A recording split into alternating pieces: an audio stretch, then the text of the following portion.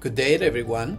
The Cannes Film Festival is here, and we are so excited for all the interesting conferences taking place this year. One such enlightening session was Lifting the Veil on Cross-Border Collaborations, a UK and France locations masterclass presented by the British Film Commission with Film France, CNC. Let us explore the interesting conversation that took place during this panel. First of all, the panel featured a stellar lineup. It included producer Adrian Kelly, head of Film France, Endgame Daphne Laura, second Froggy Productions producer Xavier Roy, and lastly Adrian Wooten, the chief executive of the British Film Commission. The conversation was moderated by Lindsay Duty, who is the chief executive of the Production Guild of Great Britain.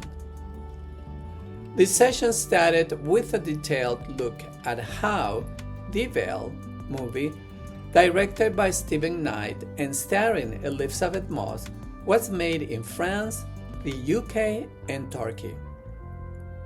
They explained the creative and logistical reasons behind choosing multiple countries for the shoot. I really appreciate the fact that he spoke about the diverse landscapes and cultural textures of the three countries. While discussing a film, such understanding enhances the visualization process. Also, it's really fascinating to see how cross-border collaborations can enhance storytelling, isn't it? The rich and authentic location setting truly brings the narrative to life. They highlighted that this approach not only increases the visual appeal, but also opens up opportunities, as in opportunity for cultural integration, which makes the film more relatable to a global audience.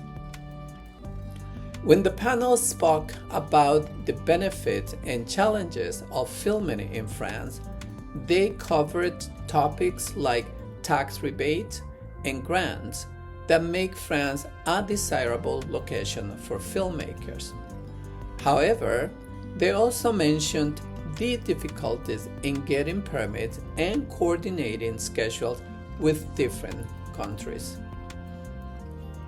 And true, if you think about this, you will understand how important it is to have a dedicated team to effectively handle these logistical challenges. Apart from the logistical excellence needed to make a film, another essential part is communication. Mutual respect is one of the top factors for any international collaboration. As the panel discussed, there are different working styles and rules in each country. It is clear that building strong location partnerships and also staying flexible and respectful of local rules are keys to handling the challenges of cross-border productions. But what is an organization's role in supporting international projects? To run a smoother production process, it is very important to provide information on locations, crew, and financial incentives. This is why the panel stressed the significance of fostering strong relationships with international partners. These will help to overcome possible challenges and maximize the benefits of such cross-border collaborations. Listening to this panel, it is clear that cross-border collaborations are beneficial. The good thing is that they offer filmmakers the chance to tell richer, more diverse stories by including the cultural context of different countries. But also not to forget that such projects need a strong partnership, respect, and flexibility.